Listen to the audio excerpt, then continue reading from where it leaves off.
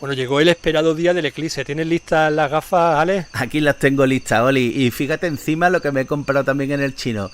Un llaverito del Bejerito guapo, tío. Hostia, tío, qué chulo. Pero mira, si está haciendo mohines y todo, mira qué cara pone. ¿Esto es porque se está moviendo?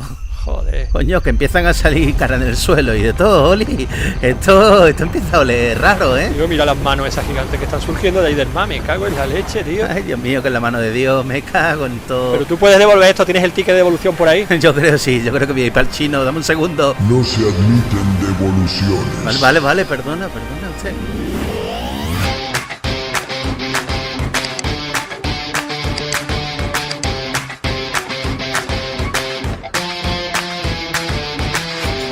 Muy buenas noches, surferos. Estamos en una nueva primera impresiones de la estación de nieblas.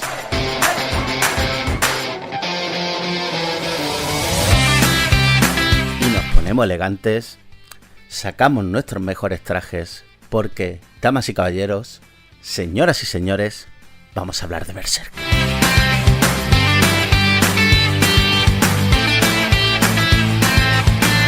Y por supuesto, aquí voy a hablar con mi amigo, con mi guerrero, con mi colega de la banda del Halcón. Oli, buenas noches. Muy buenas noches, Alejandro. ¿Qué tal? Mira, yo no me he puesto el traje, hoy me he puesto la armadura, en un momento tan insigne como este, tío. Y después de un parto tan largo, ¿no? No podía ser otra, tío. Aquí vamos con el casco, la espada al hombro, tío, y preparado para hablar, pues bueno, de una de esas ediciones, yo diría de la más esperada de los últimos años, ¿no? Porque mucho se ha hablado, efectivamente, muchísimo se ha hablado de esta edición que nos trae ahora Panini, de esta Master Edition, que la hemos conocido con mil y un nombres, la Master Edition, la Black Edition, la Tapadura Edition, la Iberian Edition, que la Iberian Edition. Total, que por fin la tenemos aquí y lo que tú dices, ha sido un parto duro porque ha sido una travesía en el desierto bastante larga, bastante larga desde que se empezó a anunciar y Panini empezó a hacerle ojito. Pues ha pasado años. Hombre, muchos años. La vimos en el mercado americano, flipamos todos, sobre todo cuando veíamos la que teníamos aquí, ¿no? Esa Maximum Version de los Colorinchi.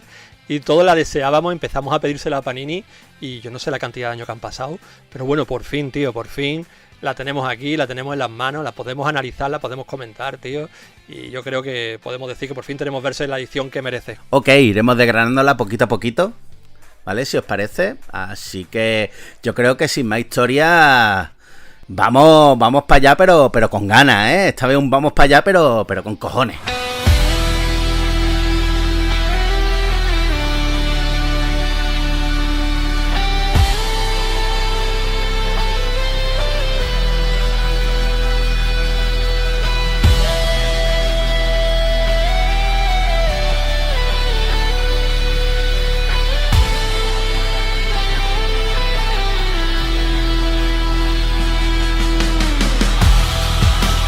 Pues lo primero tenemos que hablar de Kentaro Miura, precisamente para aquellos que lleven más tiempo escuchándonos en el podcast, no sé si acordaréis que yo mismo hice la reseña de Berserk precisamente cuando murió Kentaro Miura.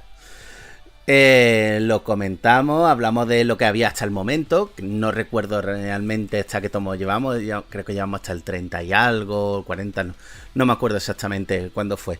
Pero me acuerdo que se hizo una reseña, lo que pasa es que, claro, como siempre sabéis, nosotros nuestras primeras impresiones son un poco tramposillos. Y leche, era Berserk y vamos a hacer la excepción sí o sí. Así que nada, podemos hablar de ese Kentaro Miura, lo que hemos dicho, pedazo de autor que tristemente nos dejó en 2021. Pues sí, muy jovencito, con solamente 54 años, porque nació en el 66, murió en el 2021 y la verdad que sí, fue un golpe muy duro para todos, bueno, ya no solamente los seguidores de Berserk, tío, sino los amantes del manga y del cómic en general. Además era un tío que siempre fue amante del manga toda su vida, tío, hasta el punto de que creó su primera obra, ¿no? Podemos decir con tan solo 10 añitos, esa Mew Ranger, que de hecho distribuyó de forma casera entre sus compañeros de la escuela de primaria, es decir, no era realmente un manga per se, ¿no? Publicado y editado, sino que lo hacía de forma casera, lo maquetaba él mismo y se llegó a lanzar 40 numerillos, que no sabemos el número de páginas que tenían, ¿no? Pero yo creo que ya batió récord con respecto a muchos otros autores y el mérito era eso, que estaba siempre todo publicado de forma artesanal, ¿no? hoy día se considera pues, una de esas obras perdidas y casi inencontrables de Miura, ¿no? Que seguramente alguien conserve por ahí en casa, ¿no? De forma un poquito más privada, y estoy seguro que el día que eso le dé por salir a la luz, tío, eso, te digo yo que hacen una edición parecida a esta Master Edition que nos ha sacado de Berserk, con esta obra que el que tenga curiosidad y mire por internet, verá que está dibujado, bueno, pues como dibuja un niño de 10 años, pero que viniendo de Miura, tío, si esto sale de la luz, vamos, tapa dura. Ya ves, tío, hombre, sería cuanto menos curioso, pero es que vamos, es lo que tú has dicho, macho, 40 números, ¿eh? Que es que por mucho, vamos a decir que fuesen 30 páginas por número, ostras, es un número importante. Hombre, yo de pequeño hice un cómic de las Tortugas Ninja, llegué creo a las 100 páginas y ya alucinaba, me parecía que había escrito la Biblia.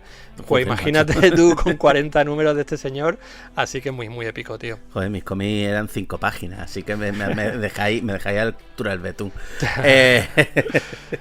Pero bueno, quitando ya ese aspecto más infante, es verdad que este tío también ha tenido ya otra obra, ya debutó con los doujinshi en 1982 y por supuesto en el 85 ya fue nominado a Mejor Autor Debutante de la Shonen Magazine con la obra Futatabi. Correcto, y ya en esa misma revista más adelante empezó a publicar esa obra Noah, ¿no? Que esa sí se puede encontrar fácilmente por internet y le puede echar un ojo y demás, que desafortunadamente se detuvo en seco porque tuvo un desacuerdo con su editor, ¿no? Y ya después de eso fue cuando decidió empezar a dar forma a Berserk en 1988 con ese Berserk de Prototype, que bueno, es una especie de one shot, ¿no? De solo 48 páginas, que al final es la semilla, ¿no? De lo que después fue la serie de Berserk. Sí, el germen que de hecho, si no me equivoco, creo que se incluyó en los Tankobon también. O sea que espero y deseo que también veamos este one shot en la Master Edition. Total. Pero bueno, ya que estamos durante estos últimos años también, estos últimos años de los 80, principios de los 90, pues se alineó con un grande que era Buronson. Y es que con Buronson realizó 3 obras, si no recuerdo mal, que eran Horror Gaiden y Japan. Efectivamente, todas publicadas de hecho en nuestro país por Panini, las tenéis disponibles, vaya, son obras cortitas de un tomo cada uno, ¿no? Y bueno, en la línea un poco de Buronson, que yo creo que le influyó bastante, luego lo comentaremos, ¿no? Y pasada esa etapa, ya en el 90, pues en la Animal House, que luego sería esa Young Animal, ¿no? Lanzó el primer capítulo de su gran proyecto en solitario, su Berserk, ¿no? Que realmente no es que iniciara como un pelotazo, ¿no? De hecho tuvo un éxito moderado al principio, pero sí es verdad que esto fue un aumento poco a poco hasta llegar al famoso arco de la Edad Dorada o de la Edad de Oro, ¿no? Que llegaba ya en lo que fue el tercer tankobon. Cuando eso pegó ya un golpe más fuerte, a partir de entonces Kentaro Miura y Berserk se convirtieron pues en un fenómeno, podríamos decir, la gente empezó a hablar de él y ya bueno, eso le llevó a estar trabajando en Berserk pues hasta el día de su muerte. Claro, se convirtió en un fenómeno global y lo que tú dices, y es que precisamente la Edad de Oro ha sido la parte más recordada, la parte más adaptada, que ya si querés después hablamos de las adaptaciones, pero es que, vamos, ese momento pega un pelotazo enorme. Y ya, bueno, ya si os parece, también podemos hablar ya de estas últimas obras que han permanecido también, bueno, que también se han editado aquí en España, pero que también estuvo implicado Miura, que fue esa Gigantomaquia. Gigantomaquia, ya hemos hablado de ella brevemente en el podcast, y también esa Duranki, que de hecho también hicimos reseña, que esa obviamente no estaba dibujada por Kentaro Miura, sino por el estudio Gaga, pero vamos, Kentaro Miura estaba ahí de supervisor. Un estudio Gaga que al final eran básicamente los ayudantes de Miura, ¿no? Que estuvieron con él durante la publicación de Berserk y demás, y que bueno, al final han heredado todo su estilo y lo hemos visto pues precisamente en esa Duranki, ¿no? Yo creo que es donde se ve. Hay que decir que cuando falleció Miura, que falleció por una disección aórtica, es decir, un problema grave del corazón que tuvo, ¿no? Se anunció que Berserk sería continuada precisamente por este estudio, ¿no? Por este estudio Gaga, por sus ayudantes y, sobre todo importante, publicado siempre bajo la supervisión del que fue su amigo de toda la vida, ¿no? Y compañero de trabajo, Koji Mori, con quien, de hecho, había hablado muchas veces y en muchas ocasiones acerca de la dirección que le quería dar, ¿no? al manga, el final, cómo quería enfocarlo, etcétera, etcétera. Es decir, que podemos decir que Berserk quedó en buenas manos. para que os hagáis una ideilla de quién era Mori y la relación que tenía con Miura, deciros que ambos se conocieron siendo estudiantes, la primera obra de Miura como profesional la hizo mano a mano con Mori y ambos se influyeron constantemente, siendo además Mori el origen de muchas de las escenas más míticas de Berserk en conversaciones que tenía con Miura y demás, ¿no? Eran siempre muchas veces sugerencias suyas e incluso mencionan que la relación entre Guts y Griffith está basada en su propia amistad, es decir, que eran un poco como uña y carne, tío. Y es bonito cuando te pones a leer, por ejemplo, ese texto que escribió Mori cuando falleció, ¿no? Miura, pues las palabras que le dedica y demás, y bueno, de hecho los dos hablaron que si en alguna ocasión uno de los dos faltaba, ¿no? Quedaba en manos del otro el darle final a Berserk, y así de hecho ha sido Mori el que ha tomado relevo y el que se ha puesto a los hombros, ¿no? Estos pedazos de serie para cerrarla como seguramente a Miura le hubiera gustado hacer. Y la verdad que una tarea titánica, ¿eh? Porque es que para empezar ha tenido que sobrellevar la pérdida de su amigo. Imagínate de repente la responsabilidad de ser un mero consultor que en su momento, que a lo mejor que en una reacción bastante más distendida sabía que el que daba el do de pecho era Miura. Pues ahora de repente encontrarse con una labor ante ti de este calado, me imagino que la reacción inicial de Mori fue de ostras, lo que se me viene. Pero por lo que estoy viendo por ahí, es verdad que yo todavía no me he puesto al día con Berserk. Yo paré desde entonces y no me he vuelto a poner. No he vuelto a poner al día, como quien dice, pero por lo que estoy escuchando sí que va bien. Va, la verdad que está cumpliendo. Lo que pasa es que, claro, el tío no quiere pegar un volantazo, no quiere que sea precipitado, entonces está siendo más lentito de lo normal. Al final, yo creo que tanto Studio Gaga como Koji Mori yo creo que están haciendo un trabajo bastante bueno, que obviamente se va a recordar, y esperemos todos que la obra termine cerrando como Miura hubiese querido. Hay que decir que para el que tenga curiosidad, el último tomo donde podemos ver el trabajo de Miura per se, ¿no? Dibujado por él, es en el tomo 41, concretamente el capítulo 364 del manga. Los que estáis empezando con esta nueva edición, todavía os queda mucho trecho hasta llegar allí, ¿no? Y que ya luego a partir de ahí, pues lo dicho, ya queda todo en manos del estudio Gaga. Y bueno, antes lo comenté brevemente, pero que yo creo que podemos comentar ahora y podemos hablar de las adaptaciones de Berserk, que es que lo hemos dicho. Berserk tiene bastantes adaptaciones animadas. La primera es esa del 97 de solamente 25 episodios, que quedó un poco en un coito interruptus. No nos vamos a meter en spoiler, y captaba precisamente esa edad de oro, saltándose los dos primeros tankobons. No sé si tú te acuerdas, Oli, que fue lo que a mí me llamó la atención la primera vez que lo vi. Sí, a ver, realmente lo veo lógico, porque es que, bueno, luego lo comentaremos en la historia, pero es verdad que esa introducción que tiene Berserk en los dos primeros tankobons es un poco de chichinabo. La verdad que, bueno, te prepara un poco, pero yo le veo mucho más sentido que empiece por la edad de oro, que de hecho es lo mismo que hicieron las tres películas, ¿no? Que se publicaron a posteriori, que realmente abarcaban de nuevo toda esa parte, con una animación mejor y demás, usando también elementos 3D, ¿no? Que no convencieron a muchos, pero era lo mismo, volvíamos a tocar esa edad de oro. Y ya en 2016 por fin vimos lo que era la continuación a esa edad de oro, con una adaptación de 2 temporadas que era, yo creo que, una de las basuras más infectas que se ha podido parir el anime. No le hacía honor para nada a Berserk. Yo creo que cualquier fan de Berserk que vio eso dijo, por favor, retirados de la animación, porque eso era una basura. Y hasta el punto que mucha gente ni la recuerda, creo yo. Joder, yo ni la he visto, no he tenido el honor, pero bueno, con los datos que me estás dando tú, menos ganas tengo de verla, coño. Tío, ¿tú te acuerdas del equipo Actimel? Pues mira, esa animación... Bueno, ¿qué coño? El equipo Actimel era la hostia, era Madhouse comparado con eso.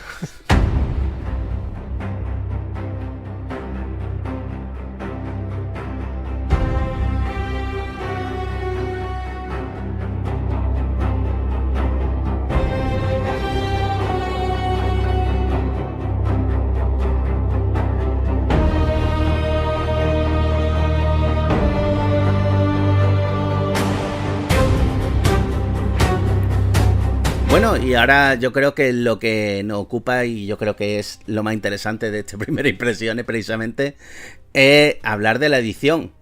Lo que pasa es que antes de hablar de la edición nueva, si os parece, a mí me gustaría hacer un pequeño repaso a todas las ediciones que ha tenido Berserk, porque es que Berserk se ha editado bastantes veces.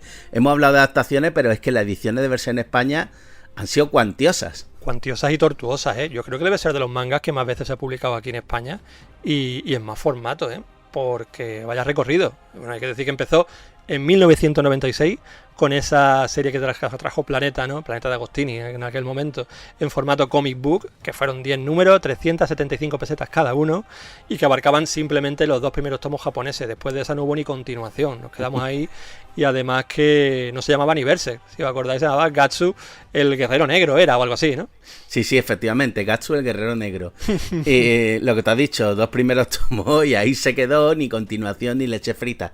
La que sí cogió el testigo años más tarde, 5 años para ser más preciso, fue Manga Line. Y es que Manga Line tuvo también una publicación tortuosa, teniendo como 2 ediciones dentro que cabe. Una edición, la primera, por así decirlo, y después una nueva edición con las portadas cambiadas, que no sé si tú te acuerdas que fue ya en 2005. Sí, 4 años después. Pero es que entre medio también hubo problemas, porque es que el tomo 9, si no recuerdo mal, el 9 o el 10, fue editado por Takulan. De repente, que fue de manera un poco pirata, que eso me acuerdo que lo comentaron los amigos de Coaching Pop, lo comentaron lo que pasó con ese tomo de Berserk, y es que era pamear y no chabota, tío. La verdad que es un culebrón, que si tenéis curiosidad os diría que os metierais en esos vídeos de Coaching Pop y demás que están por YouTube, que os enteréis de todo, porque era un movidón, y los que hacíamos la serie en aquella época, porque yo fue la primera vez que contacté con Berserk, fue con esta edición de Manga Line. En el momento es el impasse en el que Manga Line decidió, bueno, como que desapareció durante un tiempo, o Takulan empezó a publicar algunos tomos con una calidad pésima, el bocadillo mal borrado, se veía el texto japonés por debajo del español. Fue un desastre, tío. Teníamos ahí un Frankenstein de edición. Luego volvió Manga Line, empezó a cambiar las portadas y te incluían, en cada nuevo tomo, te incluían portadas de los primeros tomos para que las pudierais sustituyendo. Hasta llegó un día que se aburrió y dijo, ya no añadimos más, y entonces se te quedaba la mitad de los tomos con portadas nuevas. Luego había un parón con portadas viejas. Entre medias un tomo de Takulan que era horroroso. Es decir, caótico. Un caos, tío. De las ediciones más Frankenstein que he visto en mi vida. Totalmente. Yo creo que tú llegaste a Berserk con esa, y yo también. A ver, fue el primer contacto que tuve con la serie, que me acuerdo que una amiga mía tenía los primeros tomos y se los pillé prestados. Me acuerdo que fue esa edición la que yo empecé, pero yo creo que con la edición que empecé yo a leer fue precisamente con la siguiente, con la de 2011, que fue por parte de Glenat EDT, que llegó a editar hasta 36 tomos, quedando inconclusa obviamente otra vez, pero esta vez por culpa de que la editorial cerró, bueno, igual que Manga Line, los dos cerraron. De ahí vino también un poco esa leyenda negra, que Berserk por donde pasaba iba cerrando editoriales. Pero totalmente, total, vaya. De hecho, esta edición de Glenat sí que seguía un poquito la estela de la última de Manga Line, ¿no? Con esas portadas un poco más oscuras y demás. Y en general es una edición bastante bonita, podemos decir, ¿no? Y vaya, lo único eso, el problema de la maldición de Berserk, que se cargó a EDT también. Lo curioso, no sé si te acuerdas, Oli, pero eso me encantaba, era el principio de esas redes sociales y de las respuestas de Ibrea, que alguien le preguntó en Ibrea si iba a continuar Berserk y dijeron ellos mismos, no, que esa serie está maldita. Lo respondieron así, tío. Vaya que sí, Hay que decir que la maldición parece que se ha roto con Panini, porque sí. Panini, con la tontería, desde 2017 que cogió el testigo, esta ya es la tercera edición que nos trae de Berserk. La primera fue esa de 2017, como os digo, que eran los tomos B6, ¿no? Y que a día de hoy sigue, son los 43 tomos que lleva, ¿no? Que está bastante bien. Y después se nos lanzó con esa Maximum Berserk, que básicamente las tomos dobles, a día de hoy 22 tomos y abierta, que empezó en 2023, y igualmente continúa, ya te digo, la están publicando todas al mismo tiempo.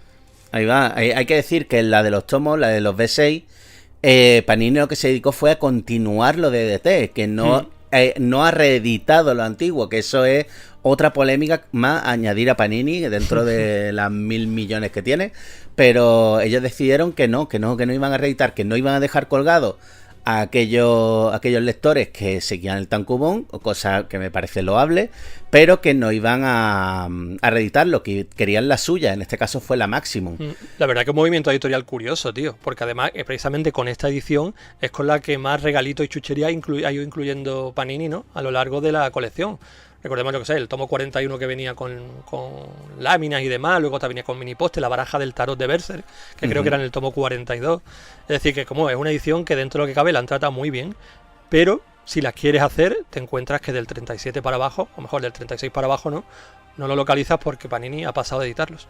Sí. Y yo creo que el día menos pensado aparecerán. Fíjate tú por dónde. Cuando estén al día con, a lo mejor con la... Bueno, con la Maximum ya están al día. Precisamente por eso ha salido esta Master Edition. Pero cuando a lo mejor con la Master Edition también esté al día y digan, ostras, que Berserk sigue vendiendo, ¿por qué no? Claro. Lo mismo se animan y empiezan No con sé. ella. Sí, hombre, para la gente que quiera algo más económico, yo creo que es la mejor opción. Vaya, esa edición te sale a 10 euros por tomo, que está bastante bien. Ahora después hablaremos de la nueva, que son 50 euros. Así que, bueno, para los bolsillos un poquito más bajos, ¿no? Pues yo creo que es la suya. Y bueno, y ya como estamos diciendo, en 2026 ha llegado esta última edición, esta Master Edition, la cual ha venido también cargada. Tú has dicho que los tankobon tenían regalitos, pues aquí el regalito nos lo han traído con la otra edición, la edición especial que venía con ella, que era la Beherit Edition, que básicamente el contenido es el mismo que esta Master Edition, o sea, el contenido supuestamente viene a ser exactamente igual. Sin embargo, cambian las tapas, que en este caso son rojas como un Beherit. Sí, efectivamente. Una edición limitada a 500 unidades con esa portada roja que te cambia también el logo. En vez de aparecer, ¿no?, la marca esta de Gatsu, lo que aparece es un Beherit. Y luego te incluye una lámina exclusiva, limitada. Todo ello al gran precio de 150 euros. Que a mí sinceramente me sigue pareciendo de unos robos más grandes que se han visto en España a nivel editorial en mucho tiempo, pero que también curiosamente se agotó el mismo día de lanzamiento, tío. Esas 500 unidades volaron y nada, no hay posibilidad de encontrarla. De hecho ya la puedes ver en Wallapop, muchas de ellas a precio desorbitado. 500, 600, ha sido muy, muy bonito, vamos, lo cual nos da pie a hablar como siempre de la especulación, pero bueno, ni el momento ni el lugar. Yo creo que esto es lo que se merece, hablar de la obra. Y Oliver, yo he venido aquí a hablar de mi libro. Vamos a hablar de la Master Edition, ¿no? Ahí estamos, vamos a hablar de la Master Edition. ¿Y qué podemos decir de esta Master Edition? La verdad que es una edición, para los que ya habéis visto la edición de Dark Horse, que es la que se ha basado básicamente, la ha calcado, pues exactamente igual, solamente que tiene un detallito que la Master Edition americana no tenía, que es esas páginas a color. Estamos hablando de un tomo triple, tapadura, con una especie de... Las portadas tienen como simulación de piel, ¿no? Un tacto muy, muy guapo. Y esas páginas a color adicionales que han traído, que me parece un puntazo sinceramente, porque es un poco como fusionar, ¿no?, la edición francesa, que también molaba mucho, que venía con páginas a color, con la edición americana, que es la que estamos hablando, de la que yo creo que a casi todos nos gustaba más su estilo, ¿no?, de portada negra y demás. Las páginas a color es una cosa que me ha llamado la atención, tío. No vienen incluidos dentro del manga en sí, sino que mientras te está leyendo el manga los ves en el típico blanco y negro, ¿no?, con degradado, es decir, de escanear las páginas y dejarlas en blanco y negro. Y luego al final del tomo, cuando terminas de leerte lo que es la historia, te viene una recopilación de todas esas páginas y viñetas a color, una detrás de otra, con el texto en japonés y demás. A ver, me parece bien tenerla así, pero sinceramente me hubieran gustado más que estuvieran incluido dentro de la historia, por el hecho del impacto que te causa, ¿no?, cuando estás leyendo y de pronto te encuentras esas páginas a todo color. Yo opino igual que tú, tío. De hecho, me ha parecido un poquillo feo, porque yo, claro, a la hora de ir leyendo, yo iba mirando las páginas en blanco y negro y a la vez a las de a color. Y me resulta un poco molesto tener que hacer eso. Ya ves la tontería, pero bueno, al menos lo han incluido, lo cual es bueno, pero ojalá lo hubiesen puesto directamente. Yo creo que no lo han hecho también en parte por lo mismo que vemos algunas páginas a color a un tamaño bastante más reducido, porque dicen que si no se perdería calidad. Entonces yo creo que a lo mejor han dicho, uy, es que si las ponemos algunas sí, otras no, va a quedar aún más cutre. Entonces, bueno, pues al final han decidido ponerla al final y listo. Por lo menos las tenemos, yo creo que es lo importante, tío. Es verdad que, bueno, si te pones a leerlo y haces eso de ir moviéndote de un lado a otro, es un poco complicado. Yo en mi caso me la leí la historia normal, ¿no? Y luego ya sí me puse a ojearla y disfrutar de las páginas a color, un poquito como un artbook y demás, ¿no? Bueno, está guay. Yo me alegro de no haberlas perdido, me alegro de tenerlas y también, pues hombre, darle las gracias también a Panini en este caso, ¿no?, por el esfuerzo de haber conseguido esas páginas y hacer al final una versión de la edición americana mejorada, en mi opinión. Has comentado que también que no tiene mucha más diferencia con la americana. Yo hay una cosa que me alegra mucho que lo hayan cambiado también, y es que la edición americana, en la parte de abajo de la portada, aparece el texto en japonés, que es una cosa que no me gusta nada, me da mucha rabia, tío. En cambio aquí, en la edición española, no vemos ese texto en japonés, vemos ahí Berserk Master Edition y debajo Kentaro Miura volumen 1, todo en castellano y perfecto. La verdad que eso sí que me mola más. Yo, sinceramente, ahora visto lo visto y habiendo podido tener la edición americana en mis manos, comparativamente, creo que aquí en España hemos salido ganando, tío. Sí, yo también lo creo. De hecho, ahí va. Es que los dos hemos tenido la americana también en la mano, entonces sabemos de qué hablamos. Y además todo por 50 euros, que yo no sé tú qué opinas, tío, pero me parece, joder, un precio bastante ajustado, sobre todo teniendo en cuenta lo que barajábamos antes de la publicación, que en alguna ocasión llegábamos a hablar de 70 euros, 80 euros, pero bueno, mira, parece que han apurado. Sí, la verdad que sí, que yo me he quedado bastante aliviado viendo el precio. Por favor, no lo subáis, señores Panini, no lo subáis, no nos hagáis la jodienda, por favor. Pero eso, lo que tú dices, es ajustado. No voy a decir que el precio sea bueno, porque ahí me parece que puede haber precios mejores, pero lo veo ajustado, así que ni tan mal. Bueno, ya por cerrar dentro de los detallitos que trae esta edición de lujo, uno que no hemos comentado es que tiene también marca-página de tela, que a mí es una cosa que me gusta mucho, tío. Obviamente esto es tomo tapadura sin sobrecubierta, es decir, no puedes marcar tampoco con la típica solapilla, ¿no? Así que te incluyen este marca-página de tela tan chulo que a mí me encanta.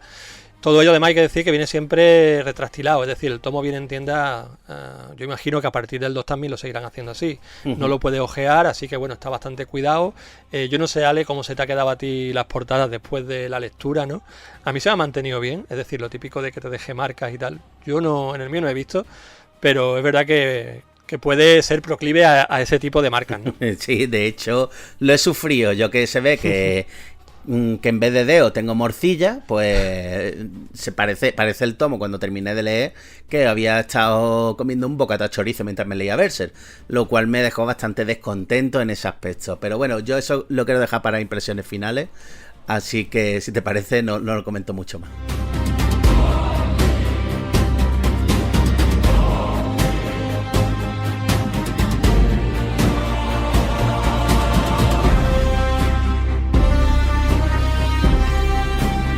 Bueno, y la pregunta es, tanto que la gente pedía esta Master Edition, tanto que estaba todo el mundo por redes que necesitamos esta edición, ¿ha vendido o no ha vendido lo que se esperaba? Pues vamos a verlo con los datos Wacom. Pues mira, podemos decir que este primer volumen, a día de grabación de este podcast, lleva ya un mes en tiendas, ¿no? Salió el 16 de julio de 2026 y bueno, en un mesecito, esta Berserk Master Edition volumen 1 lleva ya 1.735 personas que han metido el tomo en Wacom. Como siempre decimos, no son todas ni mucho menos, pero es una cifra que le pasa la mano por la cara, yo creo, a prácticamente todos los lanzamientos que ha habido este año. Joder, pero a todo, ¿eh? Es que, macho, unos números bastante potentes. Y fíjate, en esa misma semana teníamos Dorohedoro, que lo tienen listado 681 personas, que tampoco está nada mal. Pero hablamos de Berserk, lo hemos comentado antes. A día de hoy, esta sería la tercera edición en curso. Eso es algo muy extraño en un manga. Y Dorohedoro es verdad que se había agotado, se había descatalogado y ha empezado de nuevo, lo cual es como un nuevo comienzo. A ver, son dos cifras enormes para dos mangas también muy grandes. Hombre, Berserk tiene mucho más renombre, podríamos decir, ¿no? Dorohedoro también se ha ido creando con el tiempo, pero me parece las 681 de Dorohedoro me parecen impresionantes también. Además que es muy reciente. El hecho de que se la lanzara ECC no hace tanto tiempo, la tenemos muy fresca. Y Berserk también mérito doble o triple, incluso por lo que tú decías. Por un lado, porque es la tercera, cuarta o quinta, yo ya no sé cuántas ediciones de esta obra. Y además el precio, tío. Estamos hablando de un manga de 50 euros, que tú multiplicas esas 1.735 por 50, más luego la Begery Edition, más luego toda la gente que no la haya añadido. Yo creo que Panini se ha forrado aquí con esta nueva edición y llamativo es, sobre todo cuando vemos, por ejemplo, cositas como que la Maximum Berserk, el volumen 1, a día de hoy en Wacom aparece que le han apuntado 8.795 personas. Joder. Casi 9.000 personas tienen la número 1 de Maximum, es decir, que con toda la gente que ya se ha hecho esa serie en España, todavía había más ganas de Berserk, había ganas de una edición mejor, y ahí tenemos esas 1.735 personas para demostrarlo. Y bueno, lo que tú dices, que la Maximum Berserk lleva ¿desde cuándo? De 2023, tío. Sí, cuando pasen 3 años y llevamos ya unos cuantos números de esta Master Edition, ¿cómo irán los números? Si en un mes hemos visto 1.000 y pico. Exagerado. Berserk se ha convertido en un movimiento global, ¿no? Es curioso cómo ha ido increciendo desde el lanzamiento de aquella primera serie de Planeta, que no la conocía ni el Tato, ¿no? y ahora es básicamente un manga de referencia para todo el mundo, tío. Sí, sí, hay mucho meme también, que se habla en redes sociales, muchos vídeos, al fin y al cabo, eso también, si te digo la verdad, por un lado, ha jugado a su favor y casi en su contra, pero lo dicho, eso, si te parece, lo comentamos ahora cuando hablemos de la historia. Uh-huh. Y si quieres, ya por cerrar este repaso de los datos Gakuma, vamos a hablar de otra un poquito más humilde, que también salió el número 1 esa misma semana, que es La Última Dinastía, que nos ha traído Distrito Manga. No es un manga, es un mangua. Este que es tan particular, que es como muy vertical, que es una cosa muy curiosa. Lo tienen 64 personas. A ver, que estos ya son números, obviamente, muy lejos de lo que hemos estado hablando ahora, pero son más los números a los que estamos acostumbrados con las novedades, ¿no? Sin tanto renombre como Berserk o Dorohedoro.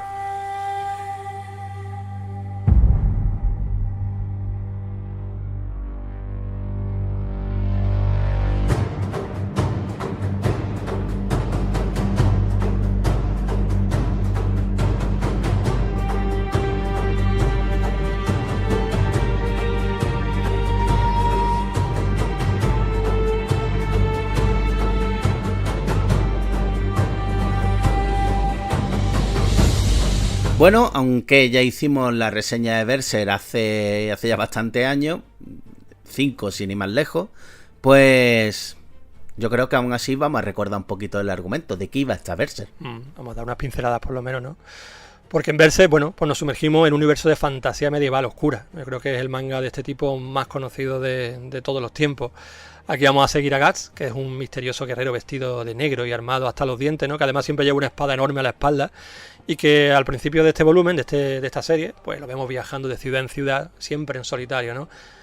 Al comenzar la historia, pues salva la vida de un pequeño elfo llamado Puck, que en agradecimiento va a empezar a seguirle a todos lados y al mismo tiempo va a ir conociendo la complicada vida, ¿no?, de este guerrero negro.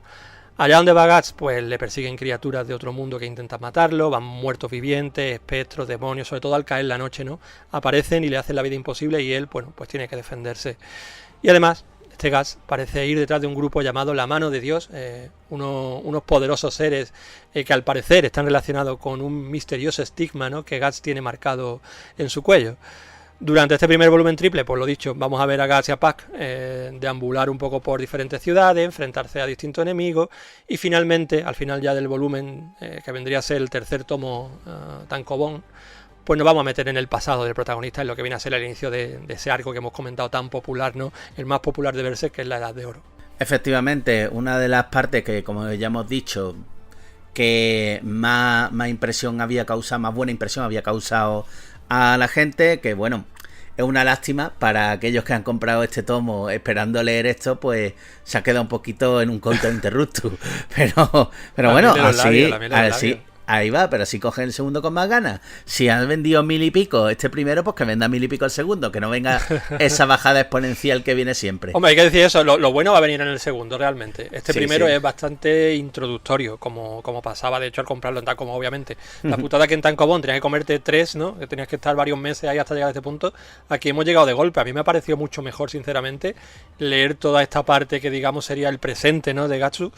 Leerla de golpe me ha gustado mucho más que troceado, porque sinceramente el comienzo de Berserk, como ya te adelantaba antes, para mí, bueno, no es malo ni mucho menos, es muy entretenido, pero para mí no me representan nada que destaque con respecto a otra obra, quizá más allá en el dibujo, sí es verdad que marcaba un poco distancia, pero argumentalmente no me parece especialmente bueno. Yo creo que de los mangas grandes quiero decir conocidos por todo el mundo y todo eso, yo creo que de los arranques más flojos es el de Berserk. Sí, perfectamente puede serlo. Porque es como una obra muy genérica del típico guerrero que va paseando por ahí y matando gente. Sí, ya está, ¿ves? Cuenta con dibujazos, por supuesto. Un ritmo, la verdad, muy guapo. Los monstruos que son asquerosos y todo eso. Y mucho gore, mucha sangre. Pero realmente como historia, realmente no tenía mucho de qué hablar. Pero en el momento en el que llega la parte de Griffith y todo eso, es que pega un giro de 180 grados que es que ya es la hostia. Y yo no sé si tú estarás conmigo, tío, pero lo decía antes con el tema de Buronson y demás. Yo este principio, los 3 primeros tomos, vamos, antes justamente de pasar al arco de la Edad de Oro, a mí me recordaban el puño de la Estrella del Norte, pero muchísimo. Típico del tío guerrero solitario que llega a un punto, a un pueblo donde hay un tío, un canciller, hay un dictador, ¿no?, que tiene al pueblo sometido. Y luego te muere de gusto de viendo como en este caso Gatsu se dedica a meterle hostias, lo machaca, además como con escenas las típicas estas de el tío que está abusando de gente inocente y de pronto le atraviesa una flecha a la cabeza, a otro le revienta la cabeza de un zapatazo, etcétera, etcétera. Y eso me sonaba tanto al Puño, tío, y a Yoyo, que también era una obra que se dejó mucho influir por aquello, ¿no? El primer arco de Yoyo, si te acuerdas. Totalmente. Todos estos tres, tío, lo he visto como muy similares y muy chulos. A mí es que ese tema me mola, sinceramente. Pero por eso mismo digo que tampoco le veía esa personalidad que en cambio sí se le empieza a ver después, a posteriori. Sí, bueno, la verdad que nunca lo había visto así, pero es que tienes toda razón, macho. Y es que se nota más o menos la mano de Buronson por ahí, la mano que le había estado ayudando en otra obra, vamos, que le había estado guiando. Así que, mira, no lo había visto por ahí, pero es que tienes toda razón. Lo que pasa es que si bien es cierto que en El Puño de Estrella del Norte, en el primer capítulo ya había metido, bueno, ya había cosido a hostia a los enemigos más capulletes, en este han tardado 3 tankobon en cargarse a Lee Pucci. Pero bueno, la verdad que como aspecto introductorio está muy bien definido y bueno, al fin y al cabo te sienta unas bases para lo que va a venir, que va a ser la leche.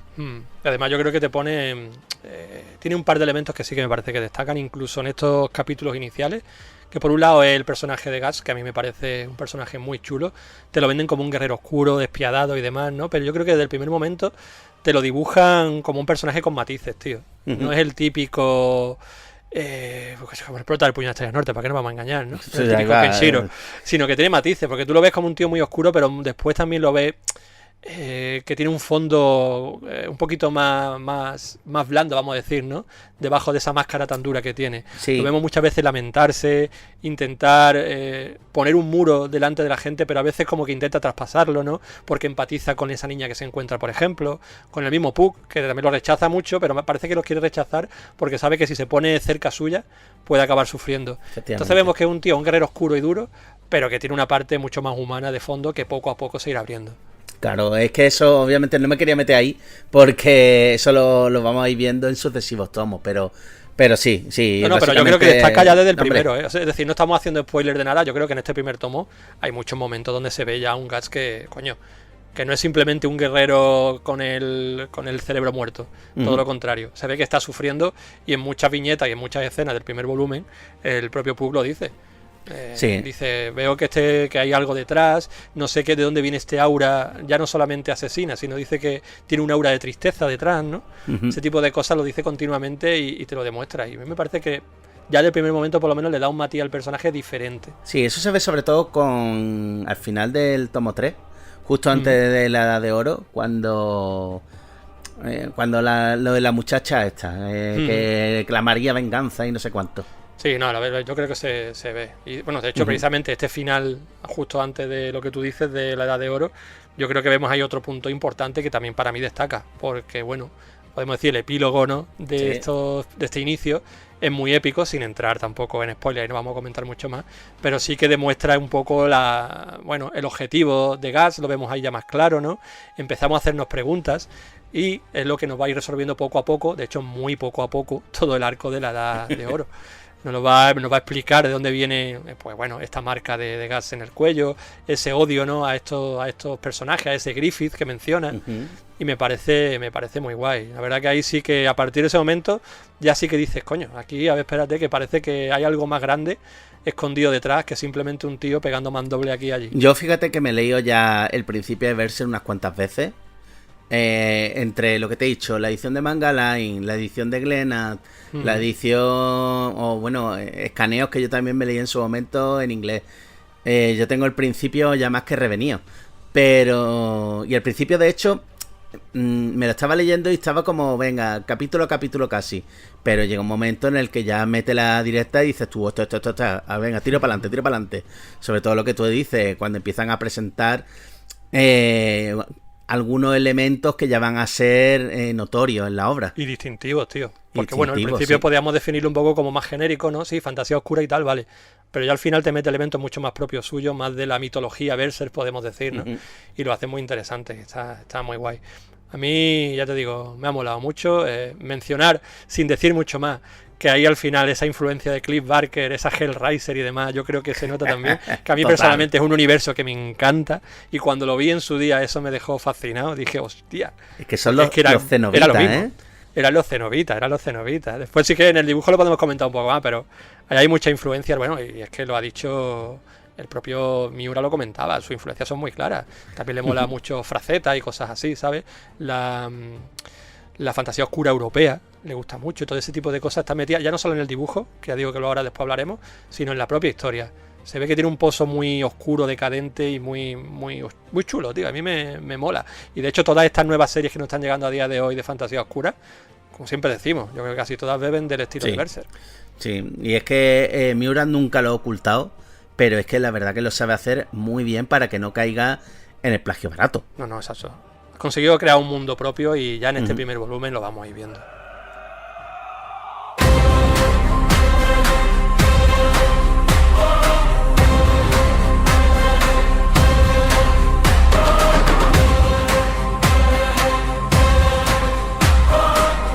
Pues vamos a hablar ahora del arte, ya que estábamos hablando de esa influencia. Podemos hablar de el arte de Kentaro Miura. Es verdad que nos vamos a centrar sobre todo en ese Kentaro Miura más primigenio. Obviamente, el principio de Berserk no se puede comparar en absoluto con el Kentaro Miura de los últimos tomos, pero aún así, joder, qué dibujo, macho. Es que era increíble. Increíble para ser un autor que se podía catalogar casi como novel, porque era su primera obra larga. Joder, qué dibujo tenía, por Dios. Muy bueno desde el principio. Claro, es lo que tú dices, lo comparas con el tomo 30 y tanto y demás, pues bueno, esto se queda un poco en pañales, ¿no? Pero si no supiéramos hacia dónde va a derivar la obra a nivel artístico, esto nos parecería pues sobresaliente. De hecho, lo comparas con series actuales de fantasía oscura como esa Centuria, y le da sopas con ondas, literalmente. Le da, vamos, por todos lados. Ya hablamos de este primer volumen, que es cuando está más novel. Quizás se pueda medir un poquito más con Reserving, que tiene un dibujo muy chulo, pero incluso ese, yo diría que el inicio de Berserk está por encima. Y ya en los 3 primeros volúmenes que incluye este Tochal número 1 de la Master Edition, hay una evolución. Hay una evolución porque es verdad que empieza, bueno, por un nivel más flojito quizás, y en el tomo 3 yo ya veo un Miura mucho más desarrollado, con un dibujo más sólido, tío. Y en general, bueno, pues ya digo, muy bueno, tanto en escenas de batalla como en fondos y demás. Es verdad que, por ejemplo, a mí me llama mucho la atención en estos primeros compases de la obra ver cosas como los castillos, que están ahí un poco más esbozados casi, ¿no? Nada más que se ve como el contorno, no tiene tanto detalle, porque después ves los castillos que se planta el tío en tomos más avanzados y es que te pinta hasta el último ladrillo, la última sombra, y es como una diferencia muy grande, ¿no? Aquí está todo como un poquito más minimalista. Pero salvo por detalles así de fondo que están un poco menos elaborados, bueno, el resto bastante bien. Se nota ya cuando tiene un equipo de asistentes al lado, también claro, te digo. Imagínate tú el tiempo que dedicarán a hacer cada una de esas viñetas y habrá 10 tíos ahí. Ya ves, por eso te digo, pero que aún así lo que tú dices, quitando el tema ese de los fondos, aunque pueda parecer que son más minimalistas como tú dices, pero sí que tiene fondos, tío, y esos fondos la verdad que están muy chulos. Y lo que tú has dicho antes, las escenas de batalla es que son impresionantes. Tú estás viendo esto y te falta escuchar el sonido que hace la espada, como la carne que se va cortando, incluso te salpica, ya te va a salpicar en un momento dado cuando pasa alguna página. Y después las expresiones que ponen muchos personajes. Y es que tú ves, ya no solamente que hemos hablado antes del Ritsu de Gatsu comparado con, por ejemplo, con Kenshiro, uy, Gatsu no, perdón, Gats. Me sale de vez en cuando. Sí, no, a mí también. Pues eso, que el Ritsu de Gats comparado con Kenshiro, que Kenshiro, la verdad, tenía un ritmo bastante más seco. Pues a nivel de expresividad veo muchos personajes que es que se le ve en la cara. No hace falta que pongan cara de uy, qué malo soy. Es que nada más la expresión tú ves lo asquerosos y lo depravados que son, tío. Y eso no lo consiguen muchos mangakas. Totalmente. Y el propio Gatsu, lo que decíamos, el tema de expresiones ya no solamente de rabia, lo típico de combate, sino después de dolor, de sufrimiento. Hay una viñeta muy concreta que me llama mucho la atención, que lo ves así un poco como que está sufriendo sin querer mostrar la cara, ¿no? Esa la recuerdo siempre, tío, porque me llama la atención. Y es muy llamativo, porque ya te digo que esas son las cositas que dan después un poco de matiz al personaje también, ¿no? Que no sea simplemente el asesino de turno. Y hablando precisamente de personaje, también es curioso el diseño de Gatsu aquí al principio. que comparado con el que vemos después, es como si después estuviera ya uberchetado, ¿no? Porque aquí lo vemos mucho más delgadito, más esbelto, más juvenil. Realmente, cuando pasa un poco ese arco de la Edad de Oro, esto debería estar casi pegado con esa época, pero no, ya cuando veamos al futuro Gas está petadísimo. En cambio aquí tenemos un tío mucho más atlético, que bueno, siempre es curioso volver a verlo, recordarlo, ¿no? Los inicios. Pero por lo demás, bueno, bastante bien. Sí, de hecho, sobre todo me acuerdo de las portadas, los entre comillas simples que eran al principio, y después los recargas que son a medida que avanza, ¿eh? Eso va todo de la mano, realmente sea así. Sí, bueno, sí, y partiendo de que ya comparativamente con otros muchos mangas, Berserk al principio ya era recargado. Pero claro, es que viendo la evolución después ya recargado al cubo. Entonces, efectivamente, sí, es un manga que siempre, vamos, no ha escatimado en detalle, sombreado, en un dibujo duro, un dibujo gore, que no lo hemos mencionado, pero es verdad que es bastante gore. Es decir, vaya a encontrar aquí sangre por todos lados, cabeza cercenada, escenas duras en el sentido de que personajes a lo mejor vemos a niños a los que cortan por la mitad y devoran, ¿no? Cosas así bastante impactantes. Bueno, de hecho, ¿quién no se va a olvidar de la primera escena de Berserk? Que ya empieza con una escena de gases de fornicio, precisamente contra un demonio. En la segunda viñeta, en la segunda página, ya encontramos a la señora que se está forniciando convirtiéndose en un demonio. Así que ya como que la presentación ya empieza fuerte. Que eso es sacado de Conan, no sé si te acuerdas. Sí, cierto. Que son, es que es lo que te he dicho, al fin y al cabo, Miura tiende una serie de homenaje a lo que es la fantasía heroica occidental y hace una carta de amor, pero es que le da esa vuelta de tuerca y la convierte en algo propio. Lo hemos dicho antes, sé que lo hemos repetido, pero es que, tío, me parece impresionante. Sí, toda esa detalle, además que esto es solo el principio, lo iremos viendo mucho más en los próximos tomos. Toda esta parte de las de oro está lleno de guiñitos y de homenaje a la fantasía oscura, a la fantasía en general, a la historia de caballería, ¿no? Europea, todo ese tipo de historias tan chulas, pues la vamos a ir viendo y bueno, y con el dibujo que en el apartado en que estamos, yendo siempre a mejor. Y no sé, yo de este primer tomo, tío, lo otro que destacaría es lo que mencioné antes, el diseño de esos personajes, esos enemigos, ¿no? Que hemos dicho, basado en el tema de Cliff Barker, Hellraiser y demás, que me encantaron en su momento, me impactaron mucho. Y no sé, siempre me ha parecido que es como el toque, ¿cómo decirlo?, bizarro de Berserk, ¿no? Porque en general se mueve siempre en el tema de la fantasía heroica un poco más típica, pero luego te mete cositas como estos personajes tan cenobitescos, como decíamos, ¿no? Así como todas esas criaturas mutantes tan propias de Berserk. Aquí vemos unos cuantos, ¿no? Vemos ese hombre serpiente, por ejemplo, luego el rey este gordo que parece después que se convierte en una especie de caracol babosa gigantesca, ¿no? Eso también son cosas muy de Berserk y ahí Kentaro Miura siempre da el do de pecho con esos personajes. Los monstruos son desagradables, tío, lo cual yo creo que consigue esa sensación de dar asco a la par que miedo, porque tú imagínate encontrarte eso, tío, la verdad que te tiene que dejar un poquito tocadillo. El elemento terrorífico, ¿no? Que se aleja mucho de meterte el típico orco o el típico goblin de la fantasía. O un dragón, un dragón. Él tira por esos elementos más bizarros, monstruosos, demoníacos casi, ¿no? Y que rompe con lo más clásico de la fantasía. Y después los personajes de la mano de Dios, es que tú lo has dicho, es que son auténticamente los cenobitas. De hecho, algunos son casi un calco. Sí. Y después ese rollo un poco, ¿cómo te digo? Entre heavy metal, sadomaso. No sé. Un poco sí. Yo sé que a ti, por ejemplo, no te gusta mucho la fantasía heroica, que es un género que no te llama. Y no sé si precisamente este tipo de elementos un poquito más oscuros, ¿no? Más monstruosos, a lo mejor es una de las cosas que hace que Berserk te atraiga un poquito más, ¿no? Sí, yo diría que a lo mejor si te metes lo que te digo, en vez de monstruos de estos, te meten orcos y goblins, lo mismo te echa un poco más para atrás la cosa. Te digo yo que Berserk no me hubiese gustado en la mitad de lo que me gusta. Claro. A mí Berserk lo que me gusta precisamente es elemento sobrenatural.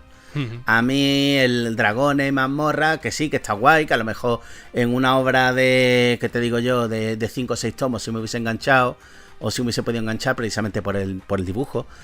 Pero en una obra de este calado, de que son 40 y tantos tomos y contando, pues yo no hubiese aguantado tanto. Sí, es el sello propio de la obra y yo creo que es lo que le da el sabor propio y la personalidad.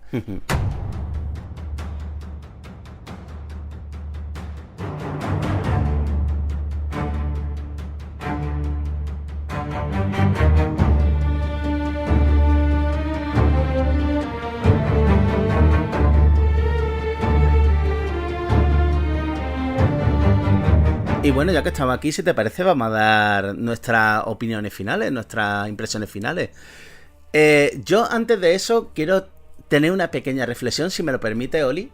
Ujú. Que precisamente este primer tomo he visto en redes que la recepción por parte de algunas personas no ha sido tan positiva.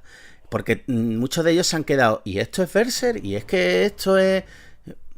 Y es que ahí viene el problema que habíamos dicho antes, que yo creo que podía adolecer en Berserk, precisamente ese principio tan hierático que tiene por momentos, tan genérico, más que hierático, perdón, tan genérico que tiene, hasta que pega el do de pecho con la Edad de Oro, pues eso hace que mucha gente diga, pues no es para tanto esto.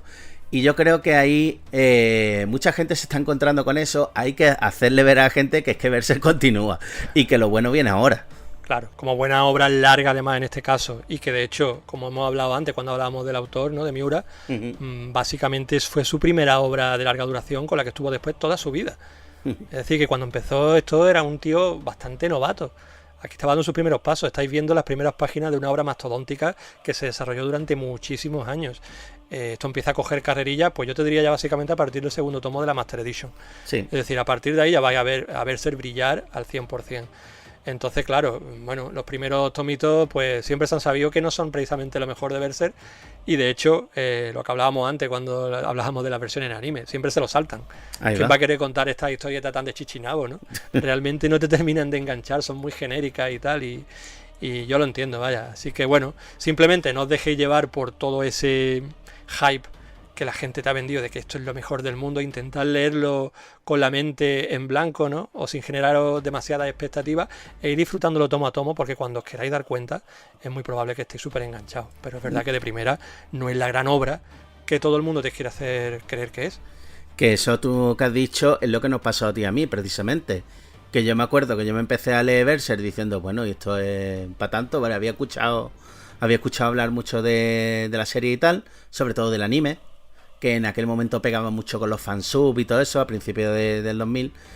Pero no me parecía la gran cosa al principio, y precisamente fue a raíz de ir leyendo, enganchándome, pues, ostras, que ya fui descubriendo lo que tú dices. Y es que eso, al final quedé totalmente absorto y quedé totalmente enganchado a este mundo. Sí, ya digo, yo con la Edad de Oro donde fui dándome cuenta de que esto era mucho más de lo que parecía, y a partir de ahí fue cuando lo disfruté al máximo. Así que yo le pido a la gente que tenga al menos esa paciencia para leerse el tomo 2 y ya veréis cómo la cosa sube. Y bueno, ya que estamos, ya continúo ya con mis impresiones, si te parece, Oli, y yo voy a comentar un poquito lo que hemos dicho. Que si bien es cierto que este primer tomo tiene un argumento más genérico, no deja de ser una puerta de entrada maravillosa de lo que va a ser una obra increíble. Ahora, tiene sus fallos, obviamente, ya no solamente esos aspectos que hemos comentado hasta el momento. Yo, por ejemplo, yo algo que ya he comentado muchas veces, el tema del humor en Berserk lo veo a veces demasiado forzado. Y veo personajes que a mí, si te digo la verdad, que me sobran. Por ejemplo, ese Puck. Yo no es un personaje que me haga especial gracia ni especial ilusión. De hecho, en la Edad de Oro no veremos personajitos así. Gracias, señor. Pero el personaje está ahí. Y la verdad que es que me rechinaba al principio. Yo creo que eso le puede pasar a más de una y más de dos personas que digan, bueno, esta es la obra tan seria, tan esto, y tiene un personajito aquí, un elfo dando por saco. Pues sí, y es una pequeña tara a esta obra, pero no va a ser algo que te saque de la lectura. Así que, bueno, en general, decir que ya una vez que hemos pasado la mitad del tomo, por así decirlo, la serie pega ese acelerón que he dicho antes y al final me terminó enganchando. Fíjate que lo que he comentado, que esta serie me la habré leído 200 veces y me ha vuelto a pegar ese acelerón a pesar de los años, así que yo creo que sigue funcionando muy bien y es una obra que me alegro que esté esté en este formato, que si bien es cierto, yo también tengo una pequeña pega con esto y ya creo que lo dije en el podcast principal, y es precisamente que yo veo este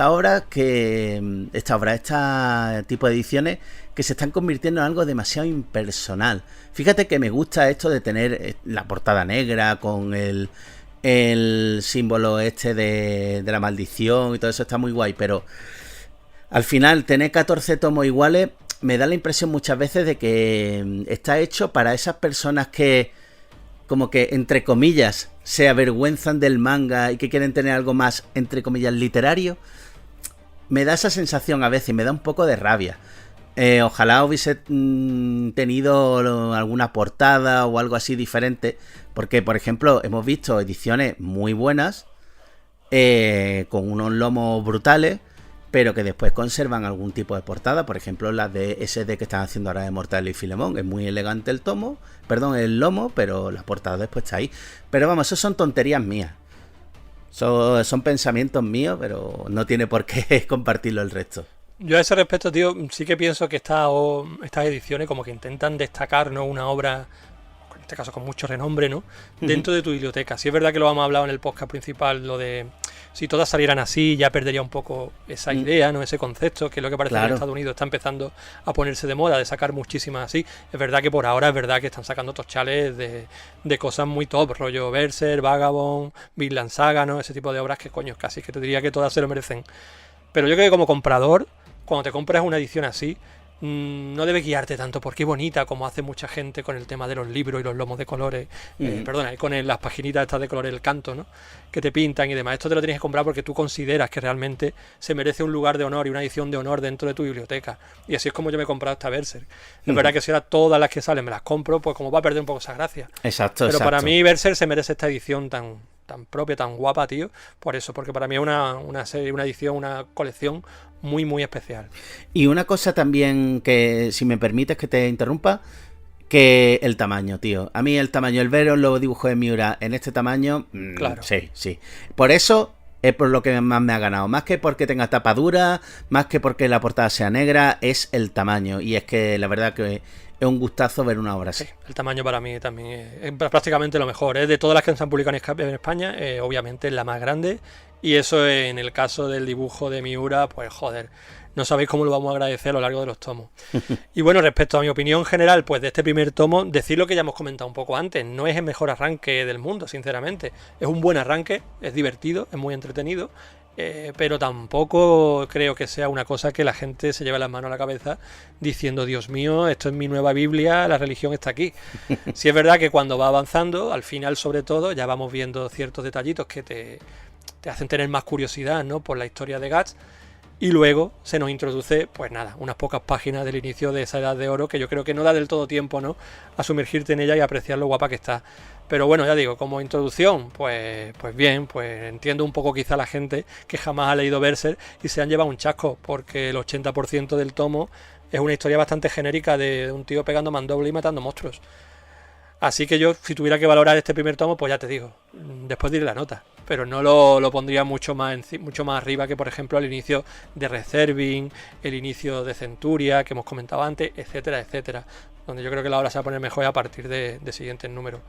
Por lo demás, bueno, simplemente el dibujo muy guapo, yo qué sé, la edición, lo hemos comentado ya 20 veces, muy guapa también. A mí me parece por fin la edición que Berserk merecía. Y si no fuera por el espacio sería la edición perfecta, tío. Si esto fuera como las cápsulas Hoipo y las pudieras comprimir para que no ocupara tanto, sería maravilloso. Pero yo solamente de pensar que el día de mañana vamos a tener en torno a, yo que sé, 20 tomos de esto, yo me vuelvo loco. Yo no sé dónde vamos a meterlo. Tío, yo lo que digo, hay tantos avances tecnológicos, nadie puede hacer unas cápsulas Hoipo, tío, o al menos unas estanterías como cápsulas Hoipo. Y es que, por favor, por Dios, ¿a quién hay que pagar?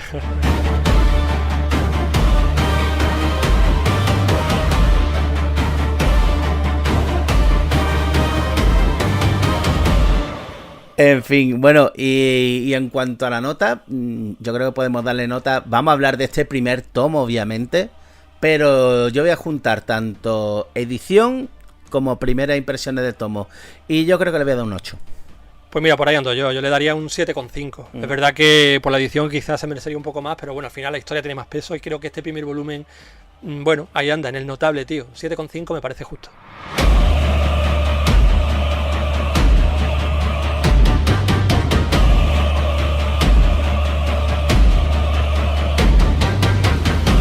Y bueno, y ahora queda la parte de la confesión. Y es que esta vez, por fin, puedo decir que los dos hemos entrado, Oli. Te has gastado los buenos 50 machacantes, ¿eh? Me he gastado.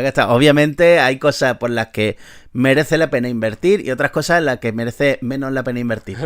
Pero Berserk lo merecía, Es cierto que se puede decir, lo puedo decir aquí claramente, es la primera edición de Berserk que yo tengo en mi estantería, porque las demás eran dejadas y de dudosa calidad. o mejor dicho, deshonrosa calidad. En mi caso, verá casi la tercera vez que me la compro. He ido vendiendo todas las anteriores. Me compré la de Manga Line, el Frankenstein ese que hemos comentado antes, la vendí. Me metí en la Massive Berserk y cuando fui, no sé si llegué al tomo 5 por ahí, y yo miraba ahí y veía esos lomos, cada uno de un color, que eso parecía un arcoíris, tío. Parecía que me estaba haciendo la colección de mi pequeño pony en vez de la de Berserk. Llegó un momento que dije, mira, yo no puedo aguantar esto. Y desde entonces llevaba esperando esta edición, así que obviamente he entrado también. Me he gastado esos buenos 50 machacantes y muy contento con ella. Y yo espero y deseo que esta sea por fin mi edición de Berserk definitiva, que no lleve a la quiebra a Panini, por favor. Uy, por Dios. Que nos la puedan terminar y que la tengamos preciosa en la estantería. Con todo lo que está sucediendo entre Marvel y DC, yo creo que al final Panini ya me empieza a dar miedo, así que... No tengas boca de cabra. No, boca de cabra. Yo no, la tiene Berserk, que es la obra maldita. No, ya fuera coña, esperemos que al final podamos tener toda la obra en este formato y sin más Frankenstein, por favor. Y lo que tú dices, que sea esa obra que nosotros miramos a la estantería y digamos, joder, qué cosa más guapa tengo aquí en la estantería.